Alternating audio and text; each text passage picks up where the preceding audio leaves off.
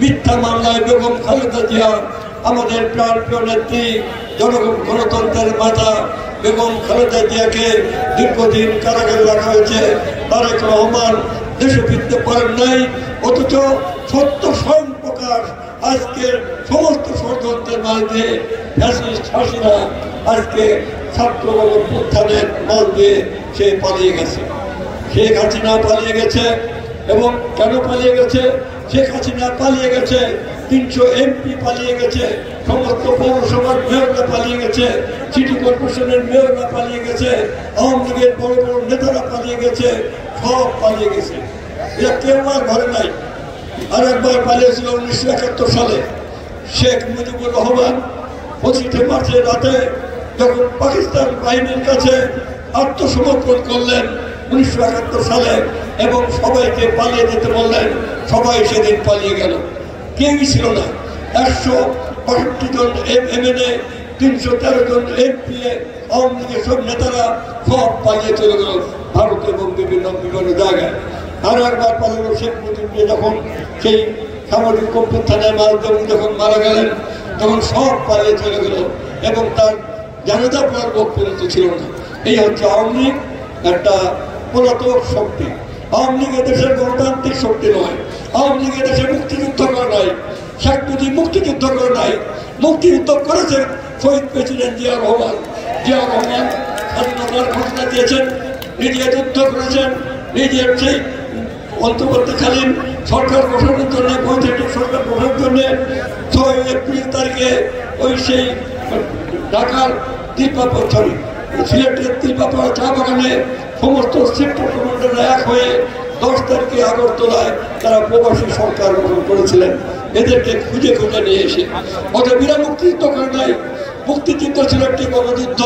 এই গণযুদ্ধকে ভিন্ন খাতে প্রবাহিত করার জন্য গত 16 বছর ধরে তারা ইতিহাস বিকৃত করেছে, তারা সংস্কৃতি বিকৃত করেছে, তারা রাষ্ট্র সম্পদ লুণ্ঠন করে বাংলাদেশের সমস্ত ব্যাংকগুলোকে লুটপাট করেছে। বাংলাদেশ ব্যাংকের সেই ভোট থেকে পর্যন্ত সুরক্ষিত করেছে। অতএব এই শেখ হাসিনার এই ভোটেরা, এই শেখ হাসিনা বিচার বিভাগকে ধ্বংস করেছে, শেখ হাসিনা এখানে শিক্ষা ব্যবস্থাকে ধ্বংস করেছে, শেখ হাসিনা সমস্ত প্রজাতন্ত্রের সাংবিধানিক রাষ্ট্র প্রতিষ্ঠান সবগুলোকে ধ্বংস করে চুরমার করে একটি ফ্যাসিস্ট শেখ হাসিনা বিদেশি প্রভুদের দাবিদার হিসেবে, তাদের পদলহংকারী হিসেবে, তাদের পুতুল হিসেবে বাংলাদেশের স্বার্থকে জলাঞ্জলি দিয়ে, বাংলাদেশের স্বার্থকে বিসর্জন দিয়ে সে আজ ক্ষমতায় টিকেছিল। কিন্তু ছাত্র জনগণের গণঅভ্যুত্থানের মাঝে আজ শেখ হাসিনা পালিয়ে গেছে। তাই আজ আমরা এই মুক্ত আকাশের নিচে যে 16 বছরের লড়াইয়ের পর আজ আমরা এখানে মিটিং করছি, সমাবেশ করছি। এই জন্যে এই শেখ হাসিনার বিরুদ্ধে, ফ্যাসিবাদ বিরুদ্ধে যে গণতান্ত্রিক সংগ্রাম হয়েছিল, সেই গণতান্ত্রিক সংগ্রামে যারা আত্মাহুতি দিয়েছে, যারা শহীদী মৃত্যুবরণ করেছে, আমি সব শহীদদের আত্মার প্রতি গভীর শ্রদ্ধা জ্ঞাপন করছি। এবং আমাদের পার্টির তরফ থেকে আমরা কয়েকটি কথা শুধু আপনাদের সামনে বলে আমি আমার বক্তব্য শেষ করব। সংগ্রামী বন্ধুগণ, আমরা এবং সারা বাংলাদেশের মানুষ আজকে নির্বাচন নিয়ে কথা বলছেন। কেউ বলছেন নির্বাচন কবে হবে, কেউ বলছেন নির্বাচন কি হবে, কেউ বলছেন ডিসেম্বরে হবে, কেউ বলছেন বিএনপি তাড়াতাড়ি নির্বাচন চায়, কেউ বলছে অমুক দল চায় না, তমুক দল চায় না। কিন্তু আসল বাস্তবতা হচ্ছে বিএনপি ক্ষমতার জন্য নয়, বিএনপি জনগণের ক্ষমতার জন্য বলতে চায় যে আজকে যে সংস্কার প্রস্তাবগুলো আমরা দিয়েছি, যে 31 দফার সংস্কার প্রস্তাব গত 2.5 বছর আগে বিএনপি দিয়েছে, বর্তমান এই অন্তর্বর্তীকালীন সরকার আমাদের এই আন্দোলনের ফল, আমাদের এই দেশের ছাত্র গণঅভ্যুত্থানের আন্দোলনের ফসল।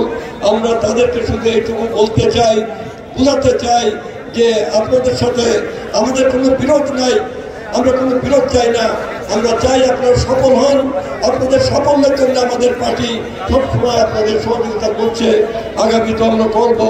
সেখানে আমাদের একটি মাত্র কথা যে পার্লামেন্ট ছাড়া আপনারা তো এই সংস্কারগুলোকে কার্যকর করতে পারবেন না।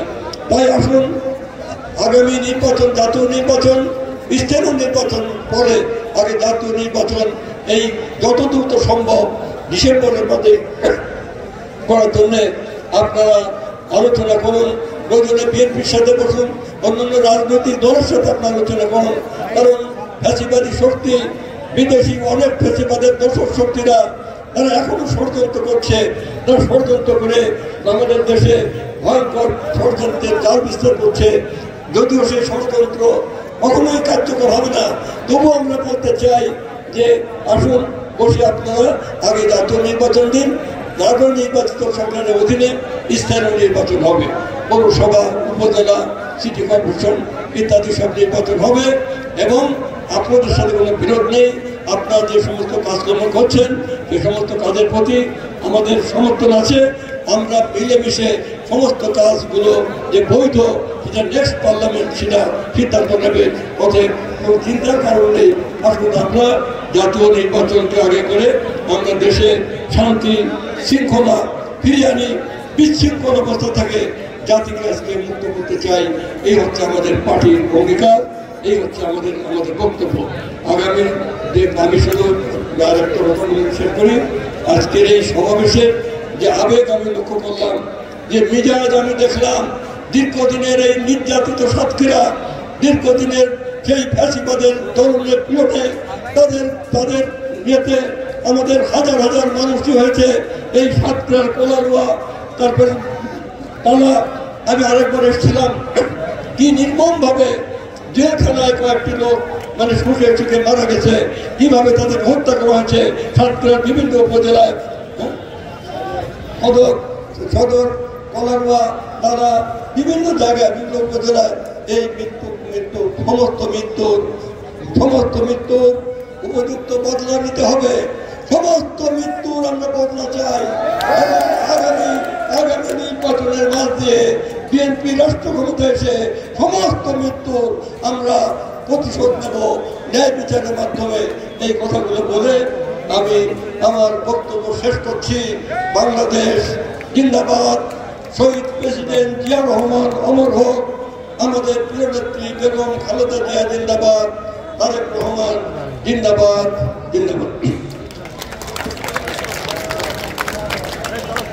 সংগ্রামী সাথী বন্ধুগণ,